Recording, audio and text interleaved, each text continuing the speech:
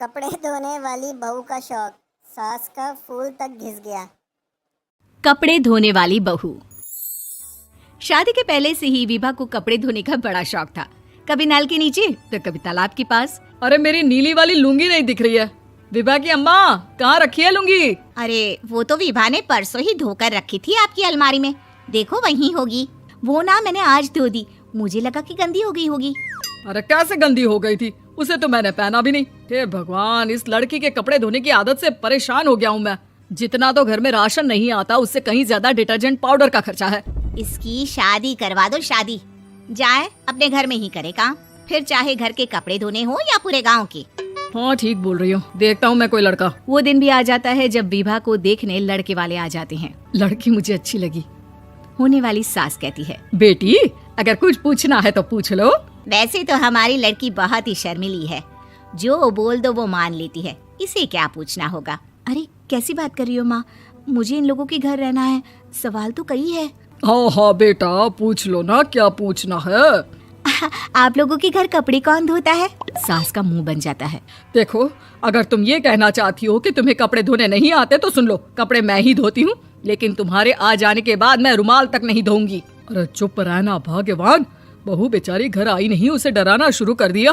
वो क्या है ना बिटिया, अभी तक तो ये कल्लू की माँ ही धोती थी, लेकिन अब तुम्हारे पापा तो दहेज में वॉशिंग मशीन देंगे ही।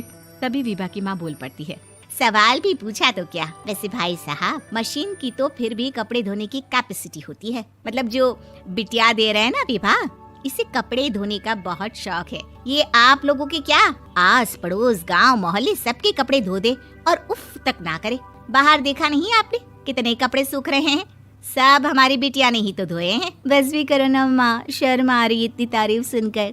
और तो और एक दाग निकाल कर दिखाओ तो मान जाओ। हाँ अच्छा माफ करना बेटा, मैंने गलत समझा। हमें तो रिश्ता बहुत पसंद है। और ऐसे जुड़ जाता है रिश्ता कपड़े धोने का शौक रखने वाली विभा का। उसकी शादी हो जाती है कोयला फैक्ट्री में काम करने वाले कल्लू के साथ। शादी के बाद अचानक विभा चिल्लाती हुई सास के पास आती है। सासू माँ, अरे सासू माँ कहाँ है आप? ये तो धोखा है, धोखा दिया आप लोगों ने मुझे। इसे ससुर के चक्कर के बारे में पता चल गया। अरे तो उसमें तुझे क्यों धोखा मिला है? अरे नल में पानी नहीं आता, कपड़े कैसे कब धुलेंगे? अच्छा तू पानी नहीं आ रहा उसकी बात कर रही है? तो आपने क्या सोचा? कुछ नहीं। अच्छा तेरी माँ ने कहा था कि कपड़े धोने का शौक है, तुझे याद आया मुझे। शौक शौक बोलकर कपड़े धोने वाले मेरे जुनून को कम ना आके सासू माँ, कपड़ा धोना मेरा गुरूर है। तभी पति भी वहाँ आ जाता है। अभी मैंने इसे सनी देओल की फिल्म दिखाई है, उसी के डायलॉग मार रही है माँ। अच्छा सुन, साफ साफ बता रही हूँ, पानी सुबह 4 से 6 और शाम को 10 से 12 आता है, समझी? विभा टाइमिंग सुनकर हैरान हो जाती है। ये क्या भूतों का मोहल्ला है? सुबह 4 बजे उठकर कौन कपड़े धोता है? 4 बजे टंकी में पानी जाता है, फिर सारा दिन धोना ना, किसने मना किया?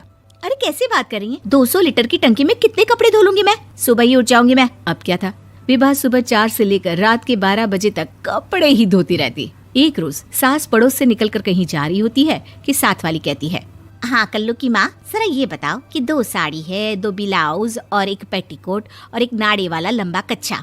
हाँ तो? अरे तो क्या, कितना लोगी धुलाई ये बताओ। धोबन दिख रहे हैं हम क्या? हमारे पति सरकारी नौकरी से अभी रिटायर हुए हैं और बेटा सुपरवाइजर है कोयला फैक्ट्री में। धोबन समझ रखा है हमें? हाय रे कल्लू की अम्मा, माफ कर दो, वो तो मोहल्ले में यही सब बता रहे थे कि तुमने बहू को कपड़ा धुलवाने के काम में लगा दिया है। सास को पड़ोसन की बात सुनकर गुस्सा आ जाता है। वो घर पहुंचती है जहां घर के बाहर ही इतने सारे कपड़े सूख रहे होते हैं जितने कि किसी धोबन के घर पर। अरे ओ कल्लू की दुल्हन, बाहर निकल। माँ जी यहीं आ जाओ, बाथरूम में चादर धो रहे हैं हम। अरे अभी हम धोते हैं, तुमको बाहर निकलो। ये आस पड़ोस वाले बोल रहे हैं कि हम बहू से कपड़े धुलवा कर उसे कपड़ा धोने वाली बना दिए हैं। अरे छोड़ो ना माँ जी, किन लोगों की बातों में आती हो? आस पास के लोगों का तो काम ही होता है कि वो किसी तरह सास बहू को लड़ा दे। बहू सारे घर के कपड़े धोती है, ये क्या कम है? बोलिए।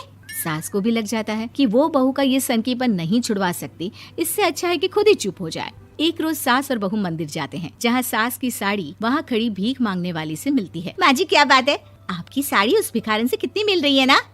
हाँ देखो तो दोनों की साड़ी मिल रही है। क्या बात है कल्लू की अम्मा, तुम खुद को तो अफसर की बीवी बताती हो और ऐसी सिंपल सी प्लेन साड़ी पहनकर घूमती हो।